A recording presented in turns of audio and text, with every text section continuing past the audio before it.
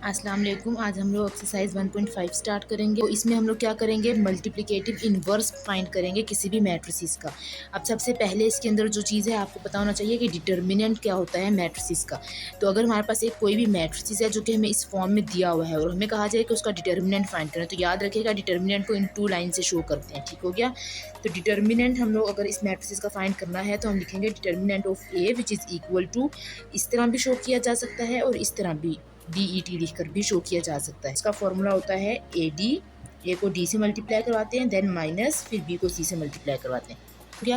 अब हमारे पास बात करेंगे singular and non singular matrices की। याद रखिएगा जब भी आप किसी भी मैट्रिसेस का डिटर्मिनेंट लें और उसका जो आंसर है वो जीरो आ जाए तो वो हमारे पास होता है सिंगुलर मैट्रिसेस। और अगर वही आंसर नॉन जीरो नंबर हो यानी कि जीरो ना आए आंसर, तो हम लोग बोलेंगे वो हमारे पास नॉन सिंगुलर मैट्रिसेस होते हैं। फिर हमारे पास बात करते हैं एडजॉइंट ऑफ अ मैट्रिसेस की। हमारे पास मैट्रिसेस दिया हुआ है और हमें कहा जाए कि इसका एडजॉइंट फाइंड करें, तो इसके लिए फॉर्मूला क्या होता है कि एडजॉइंट ऑफ ए को इससे शो करते हैं और लिखते कैसे हैं, AD की जगह चेंज करते हैं और BC का साइन चेंज होता है।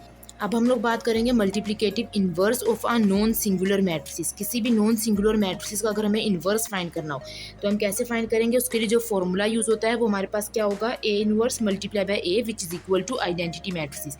और ये आप याद रखिएगा कि ये जो फॉर्मूला है, ये जो इन्वर्स हम फाइंड करते हैं सिर्फ और सिर्फ तभी फाइंड कर सकते हैं अगर मैट्रिसेस नॉन सिंगुलर हो। फॉर्मूला क्या है कि अगर मैं A इन्वर्स को मल्टीप्लाई करवाऊँ A से, तो मेरे पास उन दोनों को मल्टीप्लाई करवाने के बाद जो आंसर आ रहा है वो आंसर क्या आना चाहिए, आइडेंटिटी मैट्रिसेस आना चाहिए।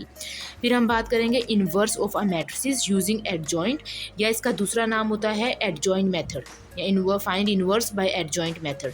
तो इसके लिए भी आपने फॉर्मूला याद रखना है, इन्वर्स फाइंड करना है बाय एडजॉइंट मेथड। तो इसका इन्वर्स कैसे फाइंड करेंगे, M inverse is equal to adjoint of M divided by determinant of M। अब ये तो मैंने आप लोगों को फॉर्मूलाज बताए हैं। एक्सरसाइज सोल्व करेंगे तो उसमें आप लोगों को पता चलेगा कि फॉर्मूलाज यूज़ कैसे करने। तो सबसे पहले हम लोग क्वेश्चन नंबर 1 स्टार्ट करेंगे। क्वेश्चन नंबर 1 में हमें कहा जा रहा है कि हमें जो मैट्रिसेस दिया हुआ है इसका डिटर्मिनेंट फाइंड करना है। तो डिटर्मिनेंट मैंने कैसे बताया था कि हम लोग डिटर्मिनेंट को शो करते हैं इन 2 बार से, ठीक है। इसको हम मोड भी कहते हैं। तो determinant of A which is equal to, formula हमारे पास क्या था, AD minus BC, right, cross multiplication में याद है AD माइनस BC।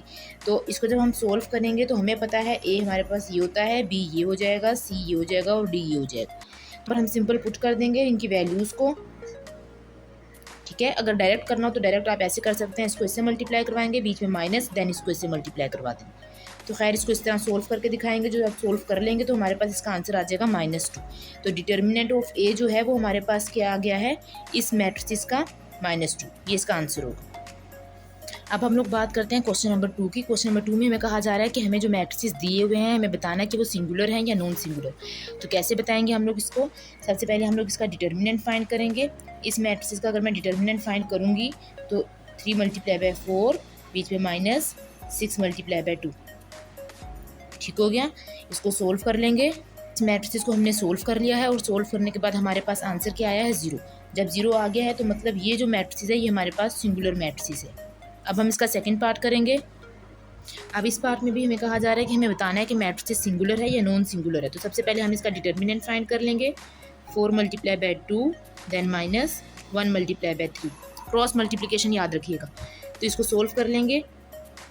तो ये हमने इसको सोल्व कर लिया तो हमारे पास आंसर जो है वो 0 नहीं आया, यानी कि हमारे पास जो डिटर्मिनेंट ऑफ बी हमने फाइंड किया है वो 0 के इक्वल नहीं आया। तो जब वो 0 के इक्वल नहीं आया तो हम बोलेंगे ये हमारे पास नॉन सिंगुलर मैट्रिसेस है, ठीक है। क्लियर हो गया। बाकी के क्वेश्चन इंशाल्लाह हम लोग नेक्स्ट वीडियो में करेंगे। कोई भी अगर आप लोगों को प्रॉब्लम हो तो आप लोग मुझसे कमेंट सेक्शन में पूछ सकते हैं और चैनल को सब्सक्राइब करना मत भूलिएगा। थैंक यू एंड अल्लाह हाफिज़।